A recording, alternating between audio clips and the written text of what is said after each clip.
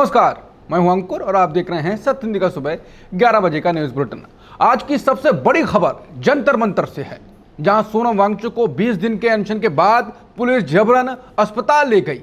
इसके बाद सियासत भी गर्मा गई है और सड़क पर भी टकराव दिखा है। आखिर पुलिस ने यह कार्रवाई क्यों की? हाईकोर्ट के आदेश का हवाला क्यों दिया जा रहा है?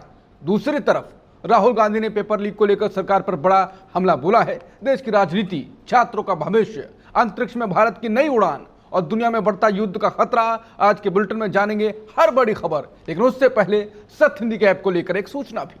अब आपको हमारी खबरें देखने के लिए कहीं और जाने की जरूरत नहीं है। आप आज ही सत्य हिंदी ऐप डाउनलोड कर लें। इस ऐप पर आप हमारा हर न्यूज बुलेटिन बहुत आसानी से देख सकते हैं और YouTube के हमारे सारे खास शो भी आपको यहीं मिल जाएंगे। इसके साथ ही हमारी वेबसाइट की सारी खबरें भी इसी ऐप पर मौजूद हैं। यानी अब सब कुछ बस आपके एक क्लिक पर उपलब्ध है। तो अभी ऐप स्टोर पर जाएं या डिस्क्रिप्शन में दिए गए लिंक पर क्लिक करें और सत्य हिंदी ऐप डाउनलोड करें। अब जानते हैं बुलेटिन की 5 बड़ी खबरें। 20 दिन के अनशन के बाद पुलिस सोनम वांगचुक को जबरन अस्पताल ले गई। वांगचुक की पत्नी की मांग, बिना अनुमति कोई दवा या इंजेक्शन न दें। सीजेपी का सरकार पर हमला, आंदोलन जारी। वांगचुक की सेहत पर पुलिस से जवाब मांगा। वांगचुक अस्पताल पहुंचने के बाद पुलिस ने जंतर मंतर खाली करने को कहा। वांगचुक पर कार्रवाई पर विपक्ष आक्रामक, सरकार पर दमन और लोकतंत्र कुचलने के आरोप। अब शुरुआत करते हैं वांगचुक को जबरन हटाकर अस्पताल ले जाने और उसके बाद वांगचुक की पत्नी आंगमो की मांग से। 20 दिन के अनशन के बाद 20 जुलाई संसद मार्च से पहले पुलिस सोनम वांगचुक को जबरन अस्पताल ले गई। दरअसल दिल्ली के जंतर मंतर पर शनिवार सुबह तब अचानक हलचल बढ़ गई जब पुलिस वहां मंच पर चढ़ गई और सोनम वांगचुक को चारों तरफ से घेर लिया। इसके बाद उनको अस्पताल ले जाया गया। इस दौरान प्रदर्शनकारियों ने नारेबाजी भी की। पुलिस का कहना है कि यह कदम उनकी बिगड़ती सेहत को देखते हुए उठाया गया। पुलिस ने बार बार बताया कि कार्रवाई हाईकोर्ट के निर्देश के मुताबिक की जा रही है। बता दें, कल ही अनुराग कुमार को दिल्ली का नया पुलिस कमिश्नर बनाया गया था और आज ये कार्रवाई हुई। वहीं दिल्ली हाईकोर्ट वांगचुक की हालत पर चिंता जता चुका है। कोर्ट ने कहा था कि हर नागरिक की जान कीमती है, इसलिए उनकी रोज मेडिकल जांच होनी चाहिए। अगर जरूरत पड़े तो तुरंत इलाज भी कराया जाए। ये सुबह सब 20 जुलाई को संसद मार्च से पहले किया गया है। प्रदर्शनकारियों ने 20 जुलाई को संसद मार्च का ऐलान किया है और सभी राजनीतिक दलों से इसमें शामिल होने की अपील भी की है। वांगचुक की पत्नी ने इलाज से पहले परिवार की सहमति मांगने की बात कही। सोनम वांगचुक इस समय दिल्ली के सफदरगंज अस्पताल में भर्ती हैं। इसके बाद उनकी पत्नी गीतांजलि जे आंगमो अस्पताल पहुंची। उन्होंने सोशल मीडिया प्लेटफॉर्म एक्स पर एक पोस्ट किया। गीतांजलि ने कहा कि बिना सहमति कोई दवा नहीं दी जाए। उन्होंने परिवार की मंजूरी को जरूरी बताया। उन्होंने कहा कि नस के जरिए भी कोई दवा ना दी जाए, पहले परिवार और डॉक्टरों की सहमति ली जाए। गीतांजलि ने कहा कि पिछले 20 दिनों से कुछ डॉक्टर लगातार वांगचुक की सेहत पर नजर रख रहे हैं। उन्होंने उन्हीं डॉक्टरों से भी सलाह लेने की मांग की। अभिजीत दीपके ने कहा कि आंदोलन जारी रहेगा और संसद मार्च होगा। दिल्ली के जंतर मंतर पर उन्होंने प्रदर्शनकारियों को संबोधित किया। वहां कई छात्र भी मौजूद थे। दीपके ने कहा कि सोनम वांगचुक को हटाने से आंदोलन नहीं रुकेगा। उनका कहना है कि प्रदर्शन जारी रहेगा। उन्होंने कहा कि 20 जुलाई को संसद मार्च होगा। सभी प्रदर्शनकारी वहीं से संसद की ओर बढ़ेंगे। दीपके ने पहले की मांग भी दोहराई। उन्होंने कहा कि शिक्षा मंत्री धर्मेंद्र प्रधान के इस्तीफे की मांग जारी रहेगी। इसके बाद उन्होंने नई मांग भी रखी। उन्होंने कहा कि अब पीएम मोदी के इस्तीफे की मांग भी करेंगे। सीजेपी ने वांगचुक की सेहत को लेकर पुलिस के दावे पर सवाल उठाए। पार्टी ने सोशल मीडिया प्लेटफॉर्म एक्स पर एक पोस्ट किया। इसमें दिल्ली पुलिस के दावे पर सवाल उठाए। सीजेपी ने पूछा कि पुलिस ने कैसे तय किया कि वांगचुक की तबीयत अचानक ज्यादा बिगड़ गई थी। पार्टी ने कहा कि शुक्रवार शाम सरकारी डॉक्टरों ने जांच की थी। उनके मुताबिक सिर्फ निगरानी रखने की सलाह दी गई। सीजेपी ने पुलिस से एक और सवाल पूछा। पार्टी ने कहा कि क्या सुबह फिर से जांच की गई थी। उन्होंने पूछा कि अस्पताल ले जाने से पहले वांगचुक के जरूरी स्वास्थ्य संकेत देखे गए थे। वांगचुक को अस्पताल भेजने के बाद पुलिस ने जंतर मंतर खाली करने को कहा है। शनिवार सुबह पुलिस सोनम वांगचुक को अस्पताल लेकर गई। इसके बाद प्रदर्शन स्थल पर पुलिस तैनात रही। दिल्ली पुलिस ने बयान जारी कर अपनी कार्रवाई का कारण बताया। पुलिस ने कहा यह कदम हाईकोर्ट के आदेश पर उठाया गया है। पुलिस के मुताबिक वांगचुक की तबीयत लगातार बिगड़ रही थी, इसलिए उन्हें जरूरी इलाज के लिए अस्पताल भेजा गया। रिपोर्ट के मुताबिक वांगचुक सफदरगंज अस्पताल में भर्ती हैं। बताया गया है कि वो होश में हैं और उनकी हालत फिलहाल स्थिर है। पुलिस ने प्रदर्शनकारियों से भी अपील की। उन्होंने कहा कि जंतर मंतर को जल्द और शांतिपूर्वक खाली करें। पुलिस का कहना है कि कार्रवाई के दौरान कुछ लोगों ने रुकावट डालने की कोशिश की। इससे थोड़ी देर के लिए हलचल हुई। पुलिस ने दावा किया कि पूरे अभियान में संयम बरता गया, साथ ही सुरक्षा का भी पूरा ध्यान रखा गया।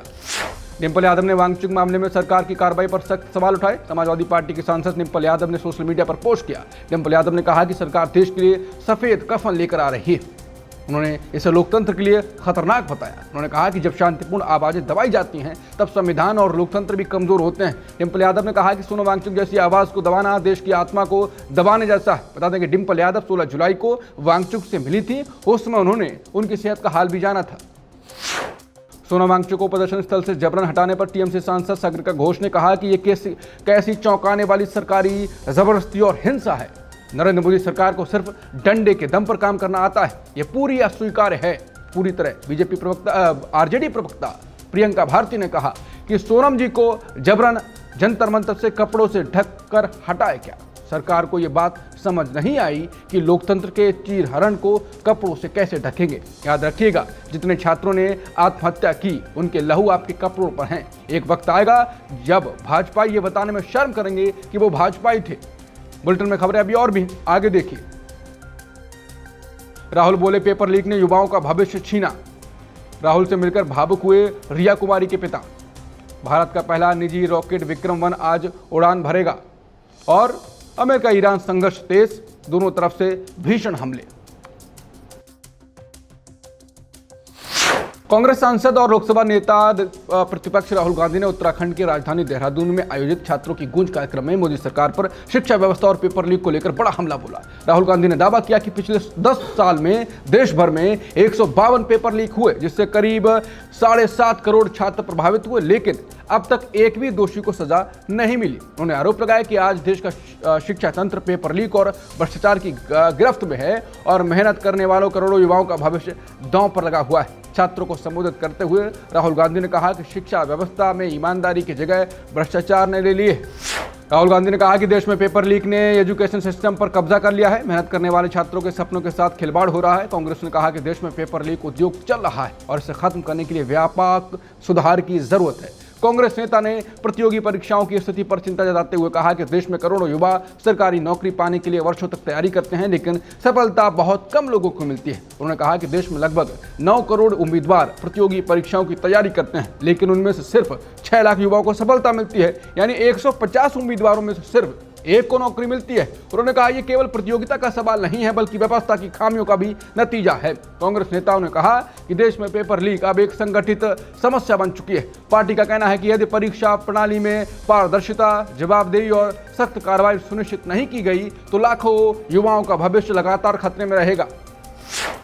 राहुल गांधी की छात्रों के गूंज में रिया कुमारी के पिता रोने लगे। रिया कुमारी ने नीट पेपर लीक की वजह से खुदकुशी कर ली थी। उनके पिता राजेश मल्ल राहुल गांधी से मिलकर भावुक हो गए। उन्होंने कहा कि जो मेरी बेटी के साथ हुआ वो किसी और बेटी के साथ ना हो।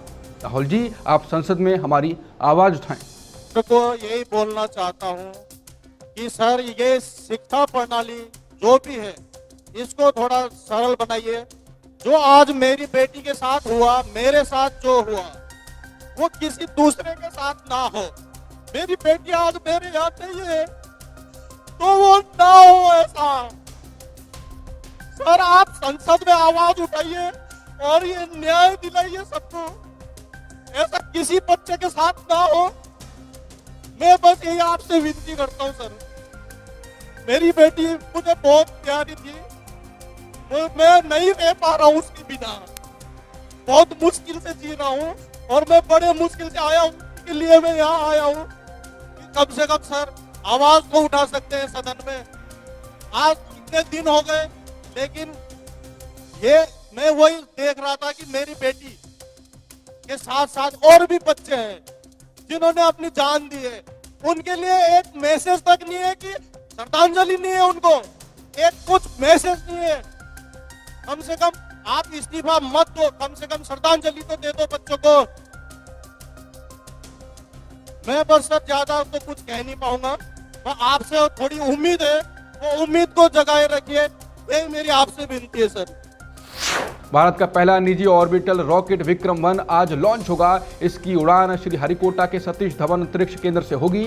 लॉन्च का समय सुबह 11:30 बजे तय है। यह रॉकेट स्काई रूट एरोस्पेस ने तैयार किया है। यह भारत की पहली निजी ऑर्बिटल लॉन्च व्हीकल है। दिलचस्प बात यह है कि आज का दिन ऐतिहासिक भी है। 46 साल पहले इसी दिन भारत ने SLV-3 लॉन्च किया था। उसी मिशन ने रोहिणी उपग्रह को अंतरिक्ष में पहुंचाया था। इसके साथ भारत अंतरिक्ष शक्तियों में शामिल हुआ था। अब विक्रम-1 उसी इतिहास को आगे बढ़ाने जा रहा है। ये छोटे उपग्रहों को पृथ्वी की कक्षा में पहुंचाएगा। रॉकेट करीब 350 किलो तक भार ले जा सकता है। इसकी पहली उड़ान 450 किलोमीटर ऊंचाई तक जाएगी। इस मिशन में 6 तकनीकी पेलोड भी भेजे जाएंगे। इनमें कई भारतीय कंपनियों के प्रयोग शामिल हैं। स्काई रूट एरोस्पेस को लॉन्च की मंजूरी मिल चुकी है। कंपनी का कहना है कि सभी तैयारियां पूरी हो चुकी हैं। कंपनी के CEO पवन कुमार चंदाना ने कहा ये पहली परीक्षण उड़ान है। इससे आगे के मिशनों के लिए अहम जानकारी मिलेगी। अमेरिका और ईरान ने एक दूसरे पर बड़े हमले किए हैं। शुक्रवार को दोनों देशों ने ड्रोन और मिसाइलों से हमला किया। इससे इलाके में तनाव और बढ़ गया। अमेरिकी सेना ने कहा कि उसने लगातार 7वीं रात हमला किया। उसका दावा है कि ईरान की सैन्य ताकत कमजोर की जा रही है। उधर ईरान ने भी जवाबी कार्रवाई का दावा किया। उसने कहा कि अमेरिकी ठिकानों को निशाना बनाया गया। ईरान ने अमेरिका पर गंभीर आरोप भी लगाए। उसका कहना है कि हमले में नागरिक ढांचे को निशाना बनाया गया। ईरान के मुताबिक एक हवाई अड्डा भी निशाने पर रहा। रेलवे स्टेशन और 2 पुलों पर भी हमला हुआ। ईरान के एक वरिष्ठ सैन्य सलाहकार ने नई चेतावनी दी। उन्होंने कहा कि हमले जारी रहे तो जवाब और तेज होगा।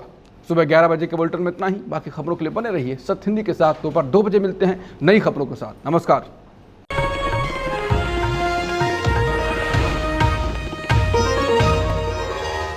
Copyright disclaimer under Section 107 of the Copyright Act 1976. Allowance is made for fair use for purposes such as criticism, comment, news reporting, scholarship, and research. Fair use is a use permitted by copyright statute that might otherwise be infringing.